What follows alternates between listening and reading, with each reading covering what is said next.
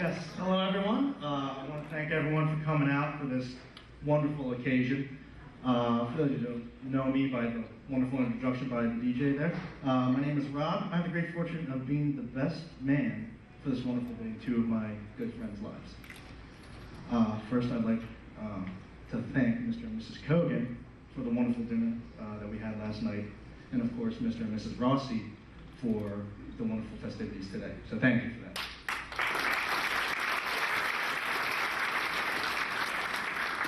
I figure I'd start by getting all the compliments out of the way first. So Lauren, you are an absolute vision tonight.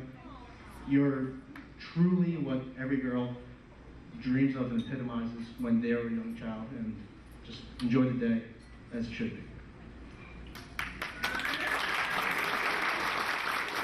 And then we have Dave. I actually had a semi-joke written here about making sure you haven't spilled anything on yourself yet. But literally 5 minutes into the outdoor buffet, you spilled something on yourself. So I'm gonna have to edit that later. When Dave did ask me to be the best man, it was a great honor, especially considering the quality of gentlemen I have down to my left right here. We're all there for you, Dave, and we're all honored to be up here, and I want you to know that. The only problem was I really had no idea what to write for my best man speech.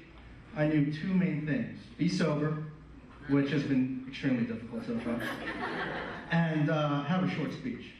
Lauren told me to keep all the dirty stuff out, so that saved a lot of time.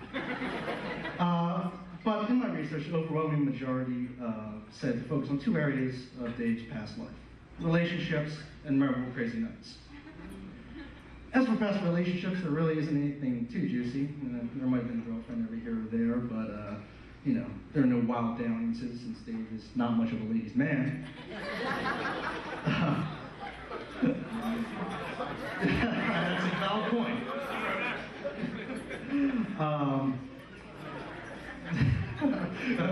I have that default this time. As for crazy nights, well, we've certainly had our fair share of fun nights hanging out, watching sports, playing video games in our youth, me beating you in video games at our youth.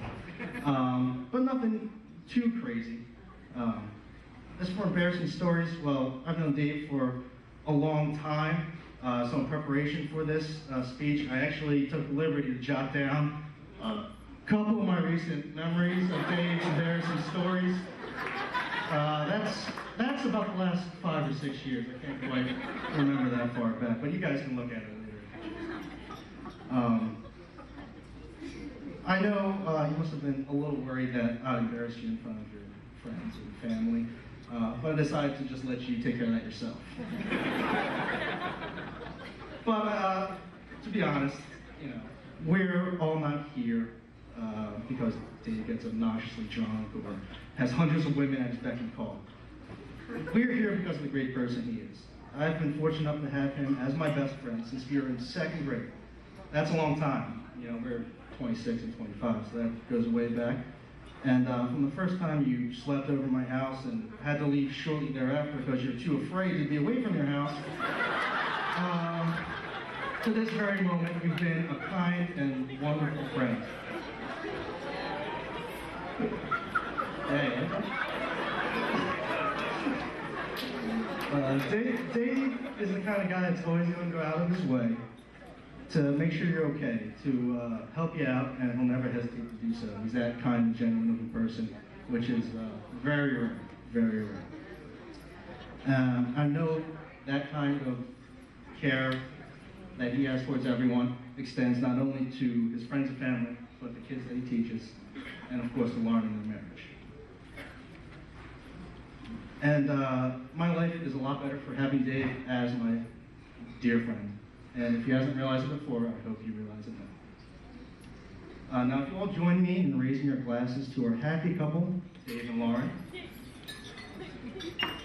And we raise our glasses tonight to commemorate the day when what Dave and Lauren's life was becomes what their life is. Cheers. Cheers.